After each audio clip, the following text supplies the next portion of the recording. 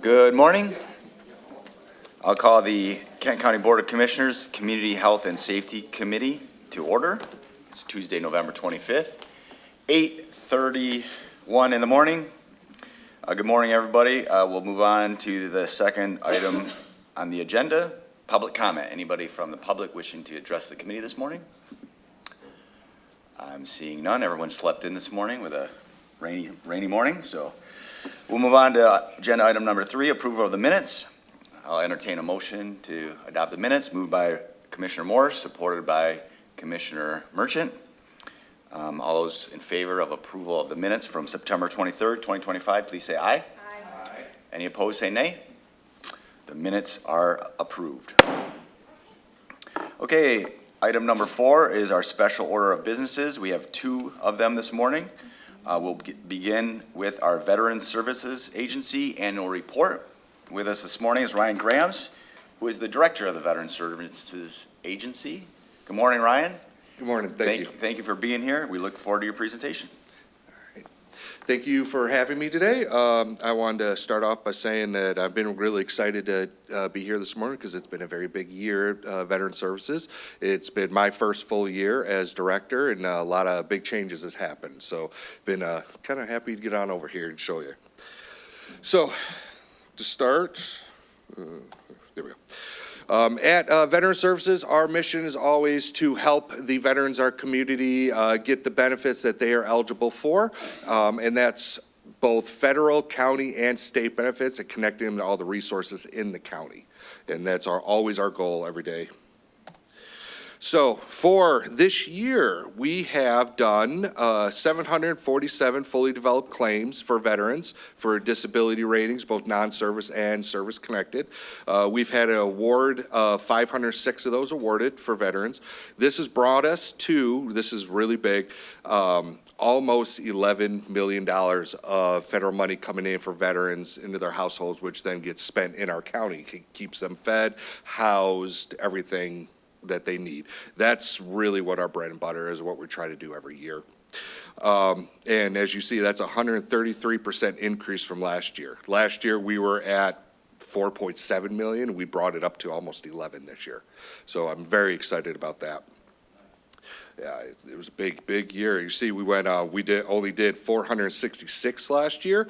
Now, I will note, as you see at the bottom, last year was where we changed over from calendar to fiscal year, so we had 1 quarter short of numbers when I reported, but it's still a huge jump.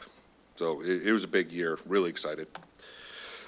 We also run at the Veteran Services. We also have the Emergency Relief Fund, the Soldier Sailors Relief, and we administer that. We had this past year 93 applications approved, and these applications are for housing, food, electric bills. When people cannot pay them, we're able to step in and help them stay in their homes, keep their lights on, keep the heat on, keep the families fed. So we had 93 approved applications, and we have given out $107,000 worth of aid to veterans in this county and their families. And this fund is not just for veterans alone, it's also for surviving spouses. So if a surviving spouse had problems, we're able to step in and help them also. We've had 19 approved burial applications for the County Burial Fund. So our County Burial Fund is a $300 fund that helps veterans and their families, both surviving spouses again, and veterans if they pass, to help pay for funeral costs. We're able to do that, and overall we've spent $5,400 this year. I will say that this year we spent a little more than we did last year, so a little more deaths going on. The end of the World War II era is happening, so that's why we're a little bit up right now. So back to our Soldier Sailors Relief Fund, the different distributions of funds that we spend most on is housing. As you see, we do a lot of rent, a lot of housing, a couple mortgages in there, and our second biggest cost is for helping with food. So we do a lot of helping with food insecurities out there in the community. And then it goes all the way down to water, electric, heat, but food and rent are our big ones. Couple different statements to give out there for veterans. people have come in, used our services. We have someone who said like a wonderful event talking about the women's banquet and the stand down, which I'm going to talk about women's banquet in just a moment. A wonderful event. I'm glad to take part and help serve our veterans. The volunteers all joined in what needed to be done. We worked with a great team. And I got to say, our veterans stand down this year was amazing. We had 54 volunteers that came out and helped run this thing. We had the most people have ever come and participated in that. I think our last number was in the 160s participants of people coming in and getting resources from the community and the veterans. It was an amazing event. We held it in the back parking lot behind the hospital, so we had a lot more room to spread out, bigger tent. Everyone loved it. It was great. Handicap accessible. Good year for that.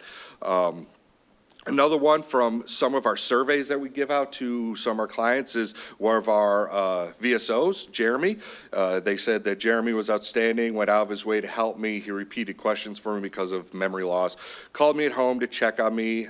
Jenna, the clerk, greeted me as soon as I walked in the door. She's very kind, and just that they appreciate the service and kindness of our staff at the facility. And that's something we really always want to push, is that we want people to be warm coming into our place, feel like they're coming in their home and really being listened to. So it's a big deal for me, warms my heart.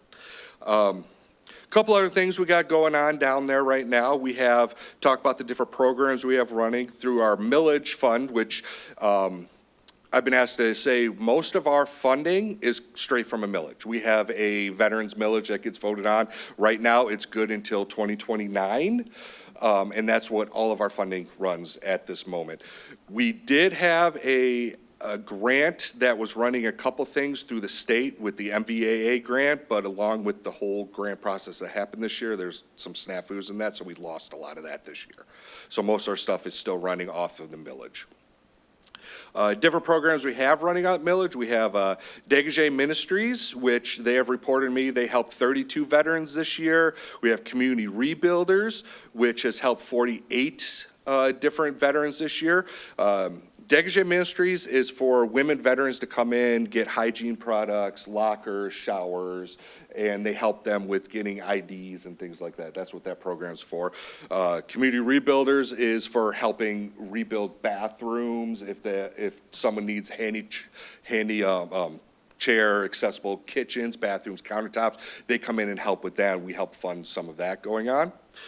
Same with Disability Advocates, which they were able to help 77 veterans. They do kind of the same thing, except they usually do a little bit bigger dollar amount stuff because we give them a little bit more money. They do like full bathroom remodels with new showers all in, where you can have a chair roll into a shower, things like that. They do big ticket items.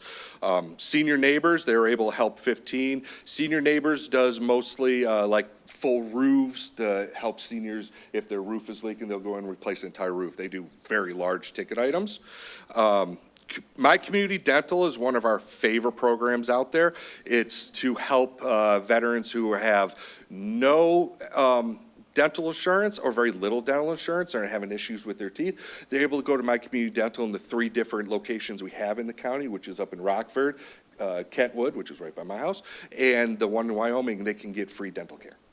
And this year alone, we helped 262 veterans get that help. Sorry about that. Go back there. Get help with their teeth, and that's still rolling on right now. We also give money to the Veterans Court of Kent County. They have 10 veterans that are in that program right now, going through the Veterans Court process, which they have their own. They do mental health. They do Veterans Court. It's a drug court type thing.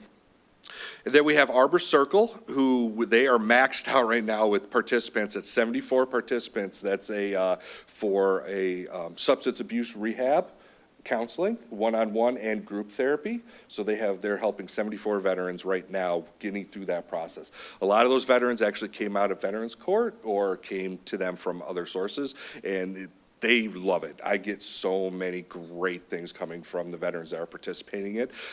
The person that runs it, her name is Sarah over there. She runs all the different groups, and she is absolutely awesome. Veterans love her. We also every year do the art prize Veterans Art Prize downtown at the Veterans Park. And I know a lot of people here have come down, checked that out, saw that. It was really neat. It was really good. We had a good turnout this year and had a Purple Heart recipient do a speech down there, which was really cool. It was really heartwarming. You know, Al was there. Thank you for coming. And it was really neat to see. It was really neat to watch. And then the one thing we did this year completed, we were able to keep the Riverside Cleaning Home Cleaning Initiative under the state with their cuts. I was able to keep that one there. This year going on, I've actually moved it over to millage, so it'll be moved over. But they had 45 participants this past year, and they did 481 cleanings for veterans that are too disabled to be able to clean their homes, things like that, yeah. And they actually go in twice a week and help throughout the year to keep their home's clean. I mean, just because you can't get up and clean yourself doesn't mean you don't need help. So we come in and we're able to help do that. And they love it. If you're at the state of the county, we had one of those participants actually did a video on that. So Mr. Baxter came, and that's what he was talking about at the state, was the house cleaning and how much help that is for him.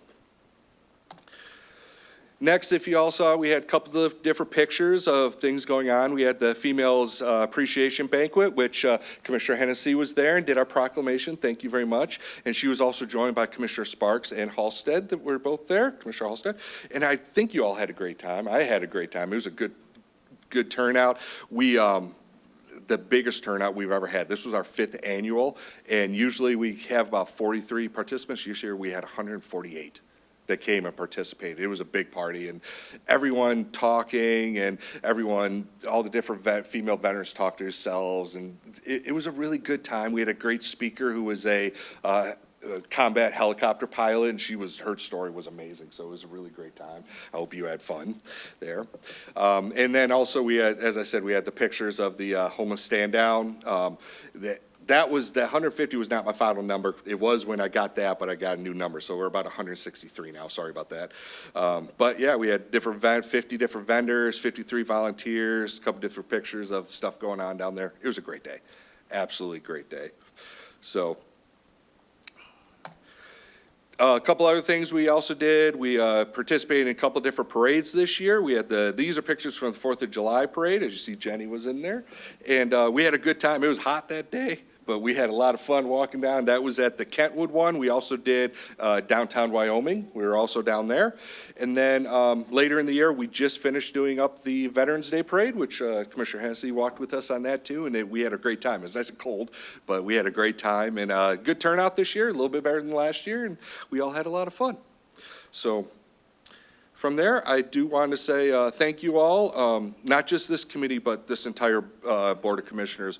Every year, you've always supported us very much, and we appreciate it every single year. And without your support, we would never be here. So thank you very much. And I'll open up any questions out there for me. Great. Thank you, Ryan. Appreciate that. Excellent presentation.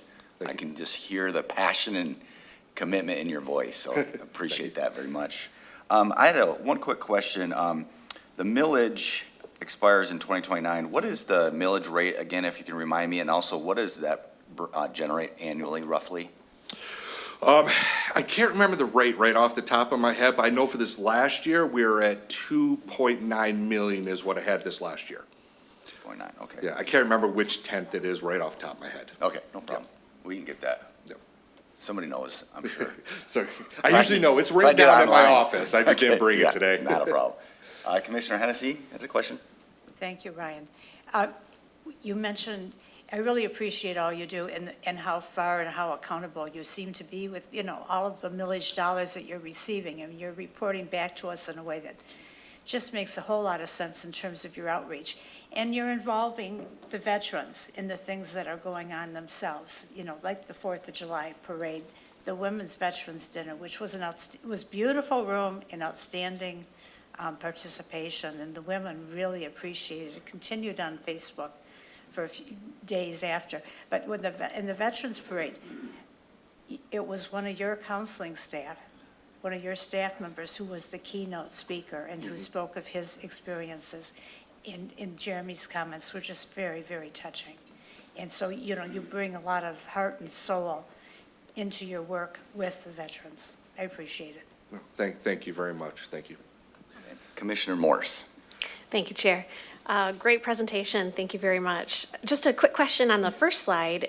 You showed us the extreme jump from 24 to 25, and I was just curious if you could give us like a very broad answer on what the major reason was for the jump in the awarded claims for the veterans, even with the fiscal year difference. But, I mean, what's the reason for that change? Well, I actually have been thinking about that a lot leading up to today, because I noticed that too. And this is what I really truly believe. I can't say for certain, but what I believe is when I was going to get this job, when I was sitting there going through interviews with Al and everything, my big part was I've been here since 2010. And I always heard that, oh, we didn't know you existed. You know, I'd hear that out in the community over all these years of work here. That was what I wanted to stop. That's what I want to end. That's me coming here. And I think big part of it is we hired a new outreach coordinator, Daniel Czar, who is absolutely amazing. He's getting out there.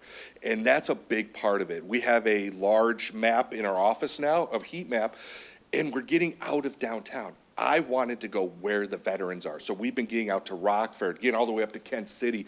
We've been doing lunch and learns in different parts all over the county to the rural areas, going where the vets are. I think that's what's really caused, because we have had such an influx now, and it's actually happening the way I liked it to happen. A big part of it is Dan and a lot of my other VSOs going out, doing these tables, talking to the veterans at their places.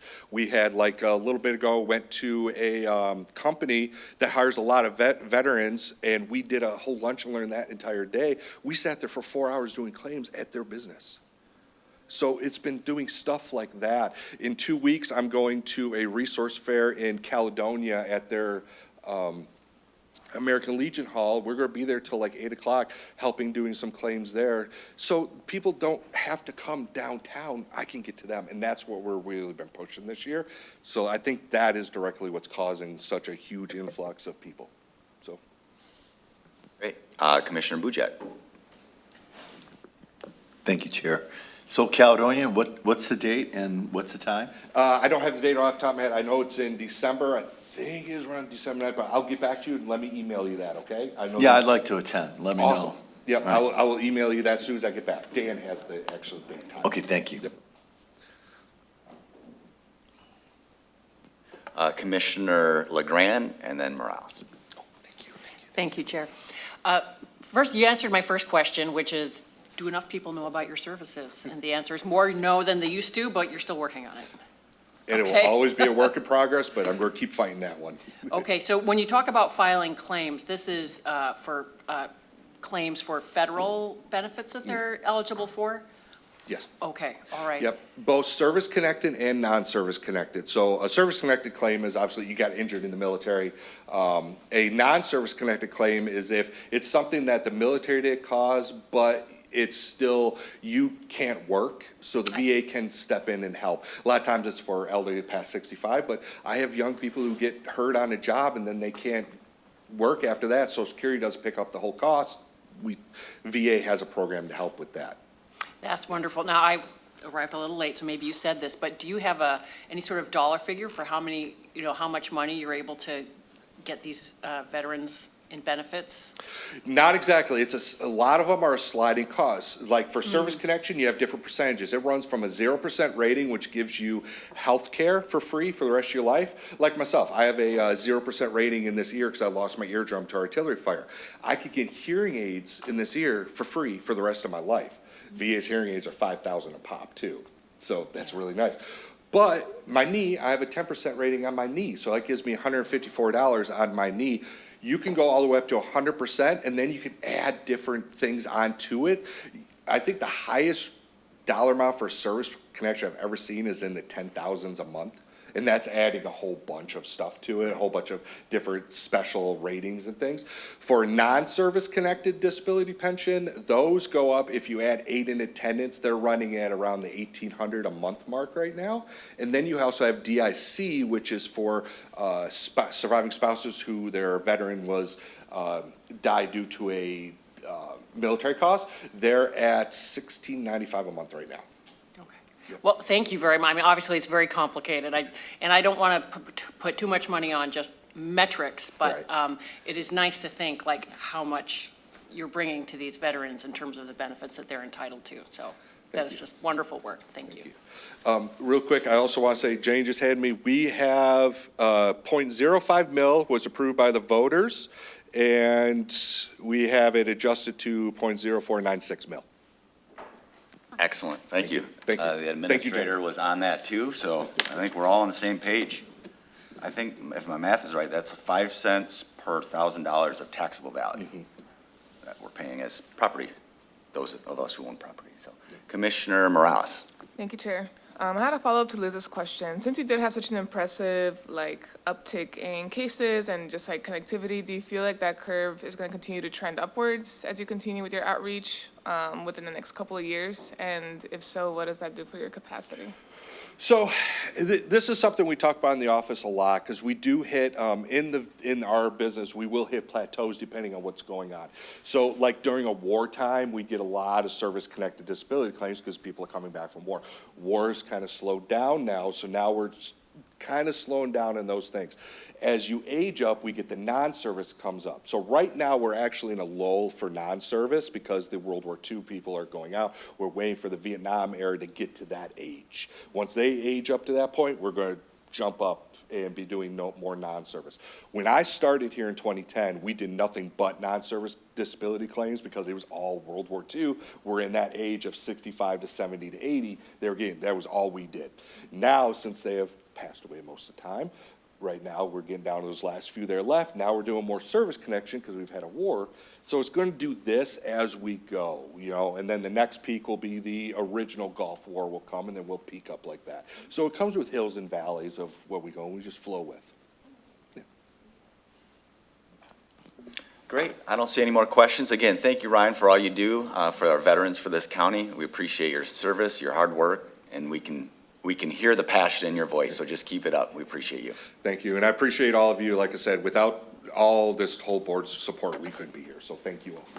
You bet. Okay, we'll move on to item 4B, our second special order of business. With us this morning is Ryan Kilpatrick. Again, I think you were here a few months ago, Ryan. So this is part 2 of the Housing Next, the Corridor Strategy presentation. And I think you were supposed to be joined by Josh, but I don't see him in the audience this Yeah, morning. Josh had a couple other things he had to attend to this morning. So Okay. thanks for accepting just me today. Well, we'll give Josh a lot of hassle next time we see him. So. Okay, great.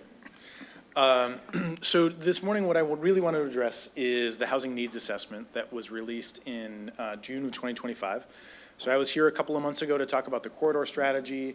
I'll fold that in. Josh Spencer and I have been kind of talking about doing the housing needs assessment update for a couple of months. And I think there's been some recent communications going around the true housing needs. So I think this is a timely update.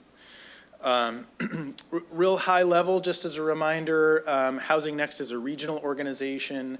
It's nested inside of the Greater Grand Rapids Chamber Foundation. We work to ensure an adequate supply of housing at all price points. So we're concerned about deep low income, low and moderate income, middle income, and market rate housing. All of it is important. And if we fail at any of those things, there are cascading impacts across the ecosystem. The housing needs assessment is conducted every couple of years by an organization called Bowen National Research. And so they're a national organization. They do hundreds of these housing needs assessments across the country every year. And they have a very specific methodology.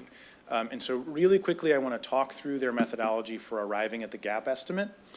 If you're interested in the full report, it's on our website, housingnext.org. Just click on data, and you'll see the housing needs assessment for both Kent County and Ottawa County there. It's a 400-page report, and so we don't expect a lot of people are going to read it, but it is there if you'd like to read the whole thing. And the methodology for these gap estimates is outlined in the report. But the things that are really important to understand are the housing needs assessment and the gap estimates are based on a handful of factors. One is anticipated household growth. This is not population growth, it's household growth, right? So what's important about that is, right now we have a lot of young adults who are aging out of the stage when they're gonna continue to live with their parents and they're forming their own households. And so one of the really important things about Kent County and West Michigan generally over the last decade or so is we used to lose the majority of our college graduates to other metro areas. Now 83% of college graduates stay in West Michigan after they graduate from college. And so so oftentimes what's happening here is you've got mom and dad who are in their 50s, 2 kids who are 18 to 24. As those kids age out of their parents' houses, they're not adding to the population, but they are adding to housing demand, right? So those 2 kids lived in Kent County all along, but as they grew up and became young 20-somethings and got their first job, they moved out into the world. Now they need a 1-bedroom apartment or a studio apartment. And if we haven't built those things, even though the population didn't change dramatically, we need more housing for those individuals. So that's the first key. There are also other things related to household growth. We've got new people moving in, taking jobs. We've got a lot of retirees right now. The baby boomer generation is kind of in the last few years of full employment. And so what we're gonna start to see as those baby boomers retire is we need to attract more people into the region to take the jobs that they're leaving behind. Our birth to death rate isn't keeping up, right? And so we've got to attract more people into the region, and we need good, affordable housing options in order to attract those people to take the jobs that retirees are leaving behind. The other elements, we've got more than 55,000 households in Kent County that are considered severely cost burdened. What that means is they're spending 50% of their income or more on housing. Now, the immediate solution for those households isn't necessarily to, well, we're just gonna build a brand new unit and that will solve their cost overburden. But what we do know, and there's really good research to demonstrate this, is when we have more supply in the marketplace, what that does is it creates higher vacancy, it creates more churn in the market, and that lowers prices. We're seeing this happen in a significant way right now in high growth markets like Austin, Texas, Nashville, Tennessee, where they've built a lot of housing over the last 5 years. They're seeing a higher vacancy rate and they've seen rental rates drop by 20 to 25%, right? So keep in mind, there are 2 ways to make housing affordable. The first is to offer a really big subsidy to everybody who needs it. And if we have the money available, I think that's an okay solution, right? Having a big subsidy available to a lot of people can be very beneficial. The problem is when you have 50,000 households who each need $500 a month in subsidy, you run out of money really fast. Right? We're talking about billions of dollars of subsidy that we don't have. So the other way to solve for housing affordability is to ensure there is an adequate and abundant amount of supply available. And that's supply at all price points. That's market rate, that's middle income, that's low income. So solving for all of those things creates new pressures in the market. And what we're starting to see now is rents are leveling off. We saw rent growth of more than 45% between 2019 and 2023. A lot of that was due to COVID, a lot of it was due to scarcity in the marketplace. We're now seeing a much more normal stage of rent growth compared to previous years. So all of that said, I'm gonna give you a quick highlight of what the numbers say, and then I'm more than happy to answer whatever questions you have. So when Bowen does their housing needs assessment, they look at both rental needs and for sale needs. And as you can imagine, those influence each other. If we're not producing enough for sale housing for first-time homeowners, those first-time homeowners are going to be trapped in the rental market for longer than they want to be. So we see some of this show up in the rental demand.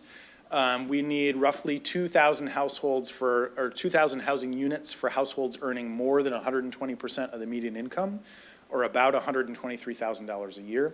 And you can see across each column how many more housing units we need. And generally, I'll come back to that slide, generally we need to produce about double the amount of rental product that we've been producing for those moderate to high income households. And that's doable, right? Because right now, what we've been producing in Kent County is about half of what we historically produced in the 1980s and 90s on a per capita basis. So just to repeat, we're producing about half of what we used to produce on a per capita basis when we compare today's numbers to the numbers of production in the 1980s and 1990s. Now, the second thing is, for our lowest income households, if we were going to try to provide supply for our lowest income households, we're off track by a factor of 15x. And the big reason for that is we don't have enough subsidies to support the cost, the high cost of new construction for our lowest income households. And so that's why we're really an advocate of ensuring that we're building enough middle income housing and enough market rate housing so that the older naturally occurring affordable housing becomes available to those lowest income households. I would love to provide a subsidy to everybody who needs it. We just don't have those dollars available to us. The federal government provides about $28 million of federal subsidy to the state, which then gets passed across all of Michigan. $28 million, to put that in perspective, allows us to build about 200 units per year. So you can see if we need 3,800 units just in Kent County, and the amount of federal subsidy that comes to the state allows us to produce about 200 units at a time, there's not even close to the amount of subsidy from the federal government necessary to solve for that number. And so that's why we think about both subsidy and supply in the same breath. Now that said, we are producing about 1,000 new rental units every single year, and about 17% of those rental units are income restricted and affordable to low and moderate income households. So that's a pretty good number. We'd like to tick that up a notch, get it closer to about 25% of overall production. We feel like there are enough resources out there in the system that we could achieve a 25% rate. But much higher than that, we'd have to seek new sources of funding. So then, as I mentioned, the other really important component here is the availability and affordability of for-sale housing. I think a lot of people have a long-term dream of becoming homeowners if they're not already homeowners. It's one of the foundations of wealth creation in our society and has been for a long time. And so thinking about how do we ensure that we're producing enough housing that is available and affordable to middle-income households is really important. So here, again, same table, just for sale. We're seeing a lot of need in our middle-income households, those earning $50,000 to $127,000 a year. There is still substantial need for higher-income households. But what we're producing here is on track for those highest-income households. If you're earning $125,000 a year or more, chances are there's a new product in the marketplace that you can afford that's already being built. And so we really don't need to increase production in that column. We need to continue the same amount of production that we've created over the last several years. There it is. However, we're not producing enough housing for our middle income and lower income housing households that would be available for sale. And so what we're seeing is, I failed to put the number in there, but we're off track by about 5x. Right, we need to produce about 5 times more for-sale housing units in order to meet the amount of need that there is among middle-income households who can qualify for a mortgage. They just can only qualify for a mortgage that's somewhere between $100,000 and $250,000, right? And so if you've been on Zillow lately or you've been checking the MLS for what houses cost, good luck finding something under $250,000 in the marketplace today. Doesn't mean it's not possible to build. The trick is thinking about, are we building the right product for the households that are in the market today? So we'll talk about that in just a minute. So as I mentioned, the main factors are household growth, upward economic mobility, commuters on the move. This is a big factor I didn't touch on earlier. We've got about 80,000 households or individual workers that commute into Kent County every single day. So they might live in Muskegon or Ottawa or Ionia. Some of them live in Kalamazoo, some live in Battle Creek, and they're commuting into Kent County every day for work. There is an assumption that of those 80,000 workers, somewhere between 10 and 20% would choose to live in Kent County if there was an available, affordable option that made sense for their family. For as long as there isn't a great option for their family, for as long as they can find something that has the right amount of square footage for the right price point, that's in a good school district for their kids in another location, they'll stay. But what's important about this is as we build more dynamic neighborhoods in Kent County, we're going to do something called induced demand, right? So we're going to build new, vibrant neighborhoods. Those are going to attract the people who are already in Kent County, as well as some of the people who are commuting into Kent County today but don't live here. And so what we can't assume is that everybody's always going to stay in place forever into the future. As we create better and better neighborhoods with higher and higher quality school districts, we are going to attract more people. And we can estimate how many people we're going to attract as a result of the investments that we make. So that's a really important factor. Now, really quickly, of the households that are currently in Kent County, about 2/3 of all households are single adults or couples with no kids at home. Think about all the couples that you know whose kids have grown up and moved out, and all of the young couples or singles that you know who aren't having kids yet, right? So we've got lots of households out there who don't need 3 or 4 bedrooms, who don't need an acre and a half. If they want those things, fantastic, right? We absolutely want the market to be able to provide the things that people want. But if they don't want or can't afford those things, we don't want to be requiring everybody to have 3 and 4 bedrooms on an acre and a half. And yet, broadly, that is what we're requiring with our land use policies across the entirety of Kent County. And so anybody who's familiar with these supply and demand graphs, what these essentially illustrate is when you have a lot of demand for a thing, but not enough of that thing, the price tends to go up, right? The more people want that thing, if there's not enough of it, the price goes up. Landlords know this really well. Home sellers know this really well. If I can build something for $250,000, but people will pay $325,000, I will sell it for $325,000. That's good business practice. But if there's a competitor out there who's able to build for $250,000 and is willing to sell for $275,000, I got to compete with that guy, right? And so we want more of that competition in the marketplace because it brings down prices for everybody over time. So this is a quick illustration of what has happened to the amount of homes for sale that are considered starter homes.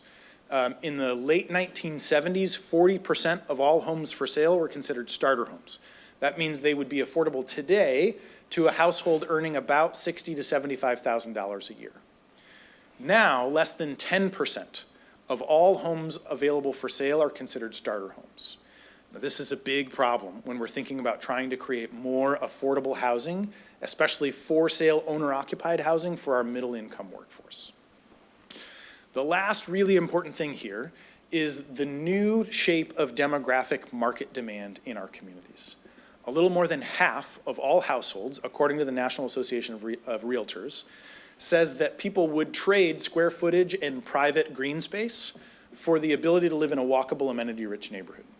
So if you can walk to the grocery store, if you can walk your kids to school, if you can walk to the library or a coffee shop or a restaurant or a trail, those things matter more to people today than do big houses on big lots.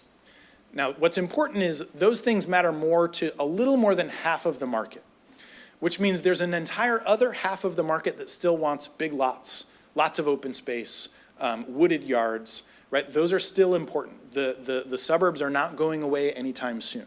Neither are the exurbs in our rural areas. And in fact, what we want to do is preserve our rural places, preserve our open spaces, preserve our farmland and forests, while also creating more walkable, amenity-rich neighborhoods that already have access to sewer, water, roads, broadband, gas, and electric, and all those things.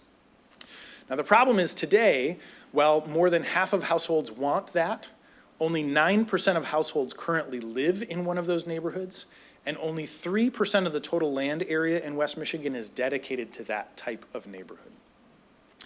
And so going forward, when I was with you a couple of months ago, we talked about the corridor strategy.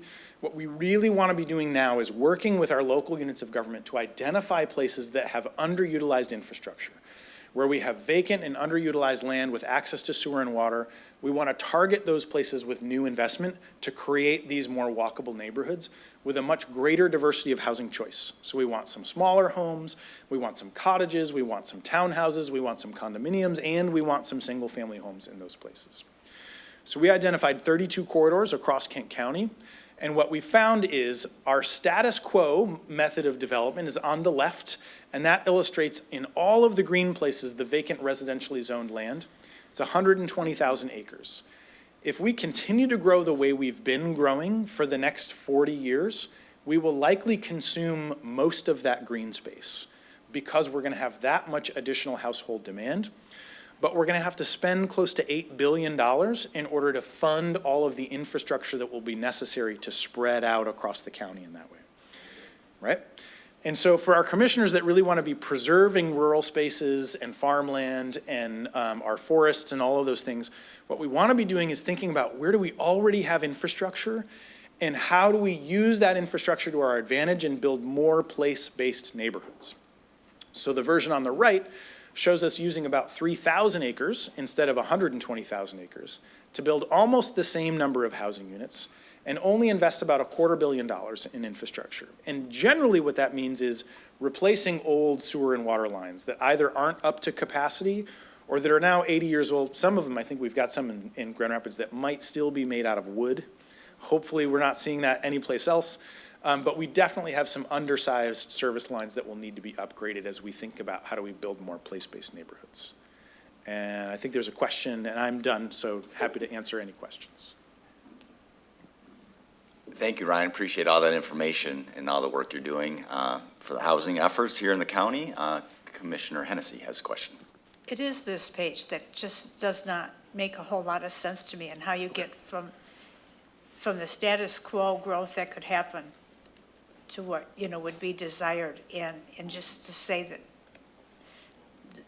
the water and sewer lines, I don't get this. I mean, what do we need to do there? And earlier too in your report, you said that, people don't aspire to live all their lives in apartments. And how we continue to, what are the means to get to where you want to go? Yeah. I mean, how do we get the housing that people want in the future? It's smaller. Yep. I mean, my husband and I are examples of people who've moved from the family home, turned it over to a new young family, and into a smaller ranch.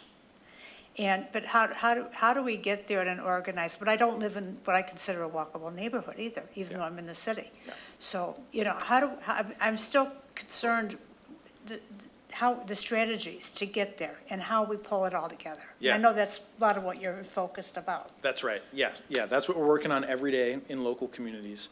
And what we're doing is partnering with each local community that is ready to identify specific places where they want that kind of development, right? And so we're talking to the Village of Sparta right now. Jim Lauer just updated the local zoning ordinance to allow for missing middle housing types, right? So they now allow for 4 units on a lot where they used to only allow for 1. They're also allowing more places for multifamily development, and they've been doing some work downtown to ensure that there are apartments above storefronts. So all of that combined starts to create some solutions. But in other places, I was just with Mayor Kepley yesterday in the city of Kentwood. We are working right now on a city center plan for the city of Kentwood, right at the corner of Breton and 44th Street. Right? If you think about where Horrocks grocery store is, there's a big old, mostly vacant strip mall right there, and then a 10-acre parcel right next to it between the strip mall and Crestwood Middle School. There's a ton of opportunity there. We've identified an opportunity to build about 1,600 additional residential units that range from small cottages to townhouses to condominiums. And the city of Kentwood is really focused on home ownership, right? So they're not super excited about a lot of additional rental product, but they're very excited about multi-unit condominiums that would be for sale. Maybe they'd be senior-oriented or 55 plus. They may also do some townhouses that are more family-oriented. And so our job is to help them vision what's possible in places where you feel like, hey, this section of neighborhood could have a little more love. We know it needs more investment, and we might not need another McDonald's in this location. And so the idea is, what do we need, and how do we start to catalyze that development? And our job is to bring developers to the table, to make sure the local unit of government is aware of best practices in zoning policy, best practices in economic development policy, what are the incentives they have available, and how do they think about building this flywheel of economic growth that is generating new tax revenue that can help to pay for additional infrastructure to make neighborhoods more walkable, but then that also helps to support additional growth. Because what we find is the more investment is happening in a place, the more investment it attracts in that same place. You get this reinforcing feedback loop.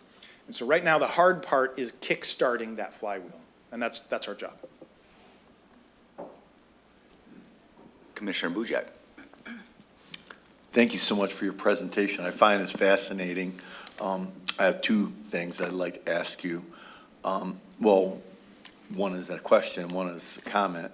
The question first, for your medium income family in an apartment situation, what are people paying today on average for an apartment, not including the rent?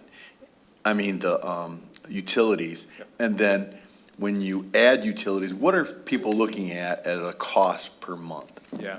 So a typical market rate apartment that doesn't have any tax incentive or subsidy, you're gonna find a one-bedroom around $1,500 a month for brand-new one-bedroom apartment. And that's usually 600 to 650 square feet. A two-bedroom apartment today is gonna rent for somewhere between $1,800 and $2,000 a month if it's brand-new with no tax incentives. And that's because the general cost of construction is somewhere between $250 and $350 per square foot to build a new apartment. And so what we're talking about is an 800 square foot apartment generally costs $250,000 to build in today's marketplace. Now, we have some dials and levers that we can adjust at the local level to make it less expensive to build those things while still getting high quality.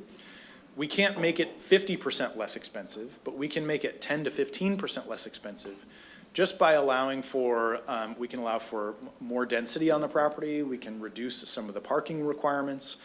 As I mentioned earlier, we've got a lot of single adult households. Single adults tend not to drive two cars, but many of our zoning ordinances require 2 or 2.5 parking spaces. Every one of those parking spaces costs $10,000 to install. And so the more we can help local communities think about, you know what, in this instance, you might only need 1.5 parking spaces per dwelling unit instead of 2.5. That can reduce costs by hundreds of thousands of dollars for a multifamily development. And so our job is to help solve for some of those things, but also make sure that local communities understand the economic realities of what it costs to build today. So for a two-bedroom apartment, $1,800 a month. And when you add utilities, what are we looking at for utilities? Well, the good news is most apartments are really energy efficient today, just by general building code standard. So you probably won't spend more than $100 on utilities in the coldest months of the year. Oh, so basically a couple $1,000s a month Yeah, in total. Yep. with utilities. With utilities, yeah, you're probably $1,950 to $2,000 a month. Okay, now my comment. I was at a Cascade Township Board meeting last week, and after the meeting was over, I was talking with the trustees, and the conversation went to affordable housing. And it's a misnomer. Yeah. There is no such thing. And I said to them, there is no such thing as affordable housing. I can't see how young people, in today's market can afford to either rent an apartment at a couple $1,000s a month or, buy a house. My kids, college-educated kids, couldn't afford to live in Caledonia. And somehow we need to change the law with regards to taxation. So for example, I live in a home where I've got 2,300 square feet, 4 bedrooms, 2 baths, and it's just my wife and I. Because the kids, like you said, they're gone. And I can't afford to go somewhere else. I'm stuck there. We need to figure out how legislation can allow people like me to take their Headley benefit with them one time, somewhere else, to a smaller house, and then put that house, which has got all this extra room and bedrooms, back into the usable marketplace. And so we can move into like a 1,200 square foot house and not have to pay some exorbitant taxes because we moved. I have a friend who lives in Caledonia, just like me, been there 40 years. He's paying, I don't know, $2,700, $3,500 for taxes. He's building a brand-new house in Lowell. It's small. He's downsizing from, he's going to a smaller house. The smaller house that he built costs $650,000. And now he's getting zapped with taxes. They're like $10,000 to $12,000. It's 4 times what he was paying in the bigger house in Caledonia. And he's telling me, I don't even know if I can afford to live in my new house because of the cost of taxes. He says, my tax bill is going to be more than my mortgage that I'm paying now. So there's something wrong. The formulas just don't work. Something has to change. Yeah, I completely agree. You're 100% right. Josh Lunger is having conversations at the state policy level about adjustments to Headley. And I think this is the danger that we run into, where I think Headley Amendment was a really good idea in practice and in theory. But when home values jump 100% in 5 years, but taxable value only goes up by 8 or 10% over that same period of time, you get this big mismatch. And nobody wants to pay for the gap over time. And so figuring out how do we actually solve for that over the next 30 years is going to be a big challenge, and it's going to be a highly political issue, but one that we've got to figure out. Commissioner Morse. Thank you.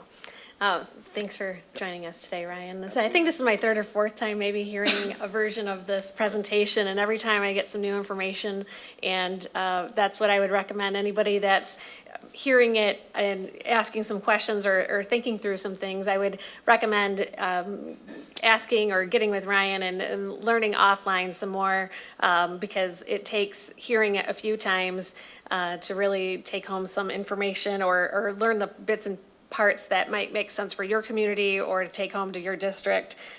So thank you for being here, and I would just definitely recommend that to anyone to ask questions offline to Ryan that might make the most sense to your area, for your communities. So thank you again for being here. Thank you so much. Okay, I don't see any, Commissioner LeGrand. Thank you, Chair. I happened to be in Ada yesterday visiting the veterinarian, and obviously they have sort of built exactly what you're talking about, dense, walkable, lots of housing. Do you have any idea how many housing units have gone into that Ada Village? Yeah, they're up to 350 now. Wow. Yep, in 4 square mile, or, I'm not gonna quote it. I used to know the acreage, and I don't have the number off the top of my head, but it's not a very large area that they've built a lot of additional housing. The other really important thing there is the amount of taxable value they've generated, right? For a long time, we've assumed that more density and more concentrated land use is bad for property values. We're seeing exactly the opposite. East Grand Rapids, Ada, downtown Hudsonville is another example where they're generating a lot of tax revenue with a little bit of investment that they're making. So these are great ways to increase tax revenue to pay for services. Wonderful, thank you. Commissioner Hennessy, and then we're going to move on. Okay, Go ahead. thank you. You mentioned working with the Village of Sparta on zoning, and zoning, of course, is going to become really an important element. So what township, and it's something that I think has been done somewhat disorganized fashion here. So who are you working with? I mean, what townships are you working with now, or are working and coming up with, really good, thoughtful plans? And I'm real curious as to how that part of this is translating countywide. Good, great question.